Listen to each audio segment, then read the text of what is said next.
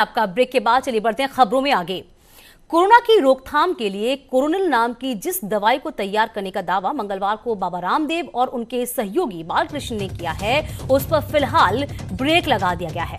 आयुष मंत्रालय ने पतंजलि से दवाई का कंपोजिशन बताने को कहा है। साथ ही उत्तराखंड सरकार के राज्य लाइसेंस अथॉरिटी से भी मांग की गई है कि वे इस प्रोडक्ट के लिए लाइसेंस और उसके मंजूरी से संबंधित दस्तावेज भेजें। इधर पतंजलि से जुड़े आचार्य बालकृष्ण का कहना है कि आयुष मंत्रालय ने जो सवाल जवाब किया है वह दरअसल कम्युनिकेशनल गैप होने की वजह से हुआ है और मंत्रालय को तमाम जानकारियां दे दी गई हैं। वहीं उत्तराखंड की आयुष मंत्री हरक सिंह रावत का कहना है कि पतंजलि ने केवल इम्यूनिटी बूस्टर दवाओं के निर्माण का लाइसेंस लिया था। दिया गया है वो केवल प्रतिरक्षा क्षमता को विकसित करने के लिए,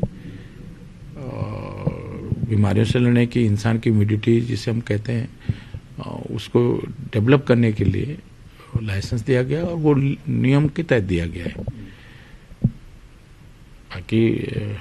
बाकी उन्होंने इसका प्रयोग या कोई लाइसेंस उन्होंने किसी और प्रदेश से लिया हो तो मुझे जानकारी नहीं है इस मामले में।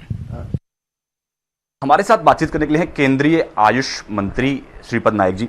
सर, कल पतंजलि ने कोरोना की एक दवाई लॉन्च की, लेकिन आयुष मंत्रालय ने एक नोटिस भेज के उनसे सारी डिटेल्स मांगी। बताया गया कि आपको पूरी डिटेल्स इसके बारे में नहीं दी गई थी। क्या पूरा मामला है? मामला कुछ नहीं, बहुत अच्छी बात है। कोई नया मेडिसिन कोरोना वायरस के ऊपर करता है, ये आयुष के लिए बहुत बड़ी बात है। लेकिन हमारा इतना ही कहना है कि जो कुछ करता है वो रूल को पकड़ के करना चाहिए। जो नोटिफिकेशन हमने 21 अप्रैल को निकाल था उसमें ऐसे प्राइवेट इंडस्ट्री को भी रिसर्च करने के लिए मुबाद दी थी और इसके मुताबिक उन्होंने किया होगा, बहुत अच्छी बात है। लेकिन जो फॉर्मेलिटी जो है ना वो सब होने के बाद उन्होंने वो रिपोर्ट आयुष को भेजना चाहिए और आयुष मिनिस्ट्री उसके ऊपर देखते हुए बाद में वो कंफर्मेशन उनको देती है। यही मामला है और इसलिए उनको लगा कि आप एडवर्टाइजमेंट मत करिए और ये तुरंत रिपोर्ट भेजिए, हम आपको मदद करेंगे वो फाइनल करने के लिए। बस तो सर, जैसे कि पतंजलि के द्वारा बताया गया कि अब उन्होंने कल शाम को रिपोर्ट भेज दी है, तो उस रिपोर्ट के अंदर क्या डिटेल है, कब तक आप उसको क्लियरेंस मिल जाए? हाँ, ये तो रिपोर्ट देखने के बाद आप कह सकेंगे। अभी तो भेजा है करके पहुंचा है नहीं, कोई हमें पता नहीं, आज पता चलेगा। और तुरंत ही हमें कुछ उसको ये डाटा डालना ऐसा नहीं है। मेडिसिन चाहिए, बहुत बड़ा काम उन्होंने किया है, वो तुरंत थ्रू प्रॉपर चल होने दो, विद रूल्स रेगुलेशन के साथ होना चाहिए, यही हमारा आग्रह है। बस देखिए, इसमें एक कम्युनिकेशन गैप था। सरकार ने कुछ पूछा था, हमने जवाब दे दिया है और सरकार आयुर्वेद के संदर्भ में सकारात्मक है और आयुर्वेद के प्रशंसक है, इसीलिए हमें कोई वो नहीं है। एक कम्युनिकेशन गैप था, उसका जवाब। और तमाम जानकारी के साथ हमारे संवाददाता सुनील नवप्रभात इस पूरी खबर पर बने हुए हैं। सुनील, वाकई में जिस तरीके से कल देखा गया था कि बिल्कुल पॉम्पेन शो के साथ इस दवा को कोरोनिल को लॉन्च किया गया, लेकिन अब आयुष मंत्रालय ने पल्ला झाड़ लिया है और बड़ी बात यह है कि साफ तौर पर यह कहा जा रहा है कि यहां पर कम्युनिकेशन गैप था। क्या लगता है कम्युनिकेशन गैप था? चूंकि यहां पर यह कहा जा रहा है कि बूस्टर निर्माण के लाइसेंस उनको मुहैया था, लेकिन कैसे दवा बनाने का वो दावा कर सकते हैं? सुनील,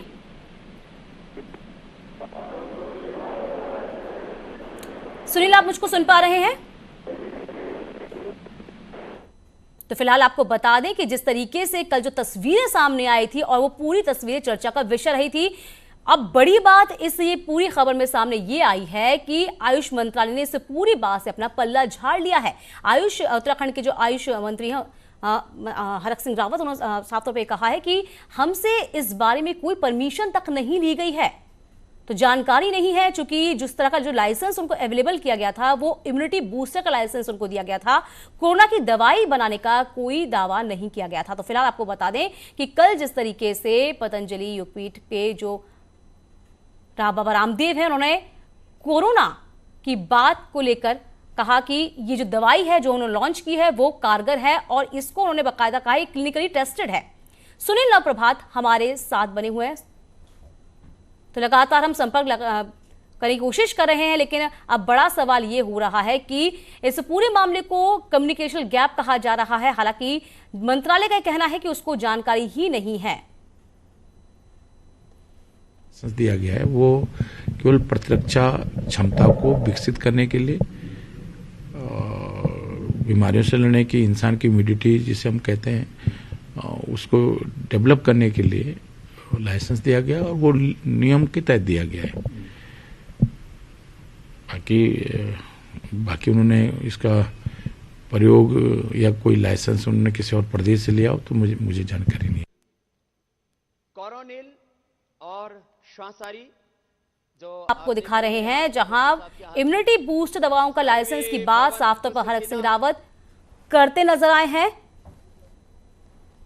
और सुनील हमारे संवाददाता इस पूरी खबर पर बने हुए हैं। सुनील, वाकई में जिस दिन कल से हम ये पूरे मामले को देख रहे हैं, पूरे मामले में इसमें सुर्खियां बटोरी काफी कि जिस तरीके से कोरोना की दवाई को लॉन्च करने की बात सामने आई, लेकिन यहां पर अब ये कहा जा रहा है कि कम्युनिकेशनल गैप है। वहीं मंत्रालय कह रहा है कि उनको तो इस बारे में कोई जानकारी ही नहीं थी।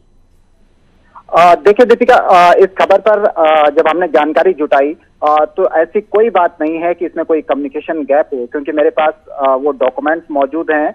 और दूसरा, स्टेट ड्रग लाइसेंसिंग जो अथॉरिटी होती है, ड्रग कंट्रोलर का साफ तौर पर कहना है कि पतंजलि योगपीठ ने ऐसा कोई भी लाइसेंस के लिए आवेदन नहीं किया था और ना ही कोई ऐसा लाइसेंस उनको जारी किया गया है कि जिससे ये पता लगे कि ये कोरोना की दवाई बना रहे हैं। इतना जरूर है कि 12 जून को पतंजलि को एक लाइसेंस जारी हुआ था जिसमें इम्यूनिटी बूस्टर की 3 दवाइयों के लिए लाइसेंस जारी किया गया था, लेकिन पतंजलि ने इन नियमों की अवहेलना कर जो स्टेट ड्रग कंट्रोलर का कहना है कि पतंजलि ने भ्रामक प्रचार किया और भ्रामक रूप से ये दावा पतंजलि कर रहा है। बिल्कुल भ्रामक प्रचार ही कहा जाएगा सुनील, जिस तरीके से साफ तौर पर मंत्री भी कहते नजर आ रहे हैं कि उनको इस बारे में कोई जानकारी नहीं थी। तो इम्यूनिटी बूस्टर दवाओं का लाइसेंस उनको अवेलेबल कराया गया था और उन्होंने ये कहा कि इस बात की उनको कोई भी जानकारी नहीं है।